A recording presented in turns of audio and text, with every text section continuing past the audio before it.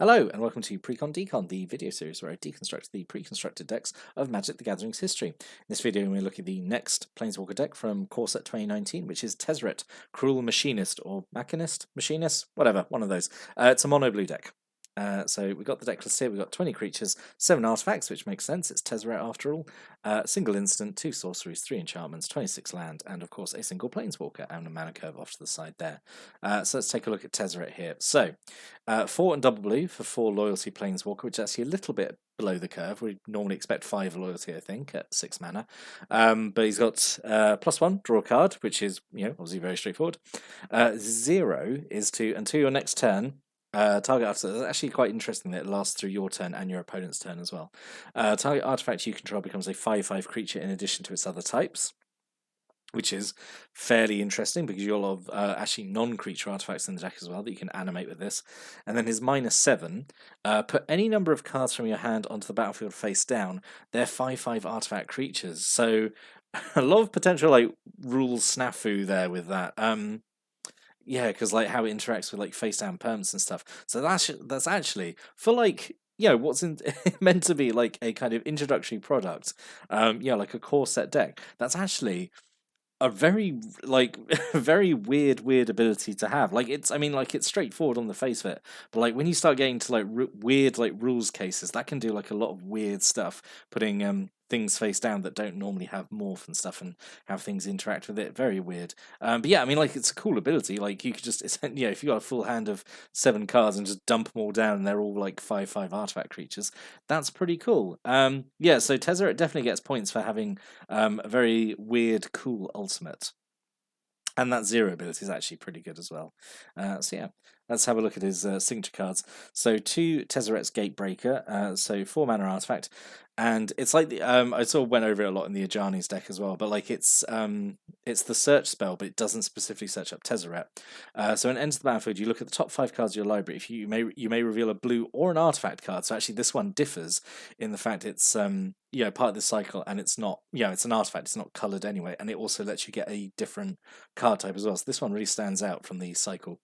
You may reveal a blue or artifact card from amongst them, put it into hand, put the rest on the bottom of your library in any order, and then 5 and blue, tap, sacrifice it. Creature you control can't be blocked this turn. So really, really unique spin on the searching. It might not get Tezzeret because he might not be in the top 5. But it lets you pick out the best out of those 5, and then it just sits there until you get 6 mana. You're just I'm going to make everything unblockable this turn, which is that's pretty cool. So yeah, quite like this. 3 Tezzeret Strider, 3 mana for 3/1. As long as you control a Tezzeret Planeswalker, it has Menace. So yeah, it's just I just don't like these Planeswalker buddy cards. I just don't think they're great at all. And I sort of said it last time in the Ajani deck as well.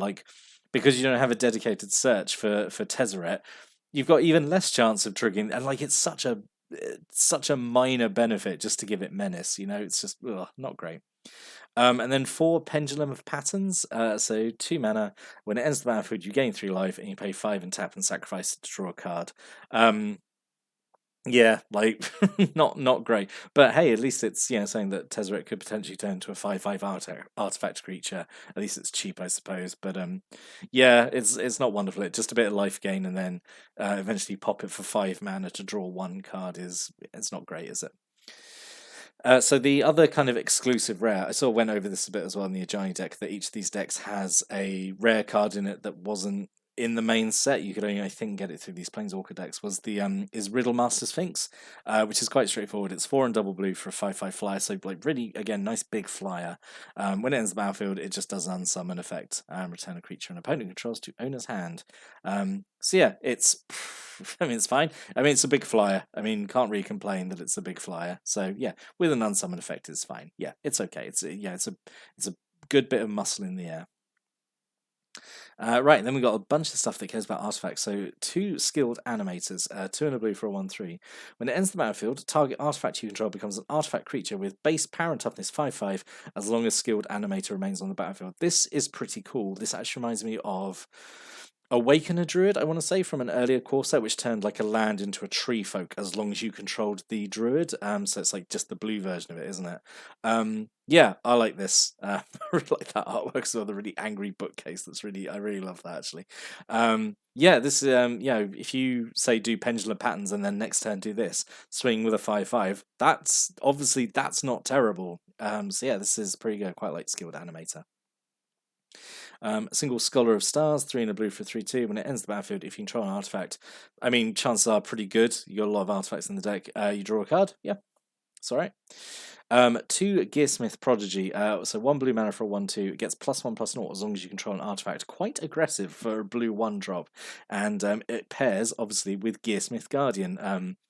Everyone probably knows this trivia, but like this is one artwork split across 2 cards because it's the big robot is mirroring the little dude. Yeah, it's really just cool, just a little cool bit of trivia. And so Gearsmith Guardian, 5 mana for 3/5, gets +2/+0 as long as you control a blue creature. So you have them out together. One's a 2/2 and the other's a 5/5. So yeah. This is just a really cute little 2-card combo. I really like it. Always like stuff like this when art references the other and they sort of go together. It's a little self-contained combo. It's like the most basic combo, right? It's not even a combo. It's just cute. I just like it. That's fine. And this going up to being a 5/5 with sort of very minimal effort is pretty good. So it's actually quite, I guess, stompy and aggressive for like a blue deck, which is a bit weird. I'll sort of share my thoughts on that later, I suppose. So we've got 2 Meteor Golems, so 7 mana, so really expensive. 3/3. When it ends the battlefield, you destroy a non-land permanent an opponent controls. So this is nice. Obviously expensive, but coming as a 3/3 and just like destroy anything is really solid. I really like that. 2 Sky Scanners, 3 mana for a 1/1 fly. When it ends the battlefield, draw a card. Sure, it's fine. Important to note, with Skilled Animator and stuff, you can turn this into like a 5. I think that works. Skilled Animator. It doesn't say. Yeah, it's an artifact. It doesn't say non-creature artifact. So yeah, that works with that as well. You could have a 5/5 flyer. And then 2 Field Creepers, just 2 mana for a 2/1. Yeah, fine. So it's not all artifact creatures. So we've got a single Exclusion Mage, 2 and a blue for a 2/2. When it ends the battlefield, return a creature and opponent controls to owner's hand. So slightly better Temporal Adept. I think it's Temporal Adept. Yeah, it was 1 and double blue. So this is actually, it's not quite Mana War, is it? Because Mana War could return one of yours things as well. This has to be something an opponent controls. So, but it's still good. It's still like a 2/2 that does a free unsummon for 3 mana. That's pretty good. I like that. And then 2 Snapping Drakes, 3 in a blue just for 3/2 fly. Yeah, so just another bit more muscle in the air. Classic Snapping Drake. Really nice nostalgic reprint. So we're getting to non-creature spells. So we've got a single 1 with the machine, 3 in a blue, draw cards equal to the highest converted mana cost amongst artifacts you control, which can be potentially 7 with Meteor Golem. So at 4 mana at sorcery speed, you probably want to be getting at least 3 cards off this to make it feel worthwhile. You get more than 3, you're laughing. But yeah, this is like a pretty fun draw spell, I think. Yeah. Single Divination, 2 in a blue, just to draw 2 cards at sorcery speed. Yep, we all know Divination. A single Uncomfortable Chill, 2 in a blue, to give all your opponent's creatures -2/-0 and turn you draw a card. These kind of like shrink effects are usually kind of like weak, but at least this one's got a card draw on it as well. And it as long if it stops like aggro for like a turn and like means that you can like block and survive, then that's okay, and shuts down obviously a bunch of weenies as well. So this is okay. And then weirdly, like 3 dwindles, which is really weird. So 2 in a blue, aura goes on a creature. The enchanted creature gets -6/-0, which is obviously huge. And then whenever enchanted creature blocks, destroy it. So like really making them doubly useless. So not only completely take away all their power pretty much, but they only get to block once and then they die. So this is actually it's so weird to have 3 of these, but I guess this is serving as kind of like a sort of a soft removal option, I suppose. It's okay, I think. And then a single Manalith, 3 mana just to tap to give you 1 mana of any colour. Sure, I mean, helps a little bit. You have got some expensive cards in here, but I don't think 1 mana rock is really going to help. And then 26 islands. So let's talk about what could have been. So I guess my thoughts on it are, it's before I actually start talking about what could have been. It's weird that Core Set is obviously aimed way more at like new players and stuff. It's weird that the blue deck is all about artifacts, rather than like a more traditional because this is the first Core Set in a while, rather than a more traditional like blue tempo with kind of like I guess there are flyers in it, but yeah, like bounce and counter magic and stuff. So it's weird that it's focused more on like just being aggressive with artifacts. It's essentially like it's like the bluest green deck I've ever seen. That's the best way I can think of describing it. Anyway, some options here that could have fit in with the artifact theme. Aviation Pioneer, 2 in the blue for a 1/2. When it ends the battlefield, you make a Thopter token.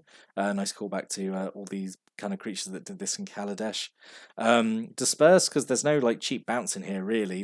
What there is attached to creatures, the Exclusion Mage and the Riddlemaster Sphinx. So just having some cheap bounce, I think, would have been good. And Explosive Apparatus, just 1 mana artifact. You can spend 3 and tap it and sacrifice. It does 2 damage for any target. That would have been okay in here as well. I think just have a bit more kind of artifact based removal. But yeah, overall, I think it's all right.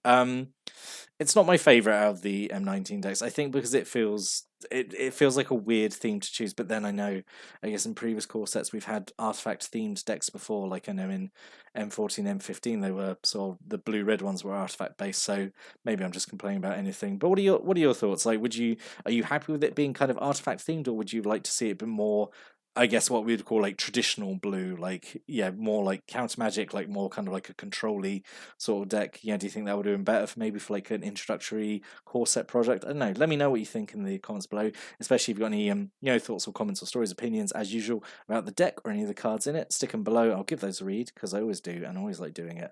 And I'll be back next time. We're going to look at another M19 Planeswalker deck. So until then, thanks for watching and listening, and have a great day.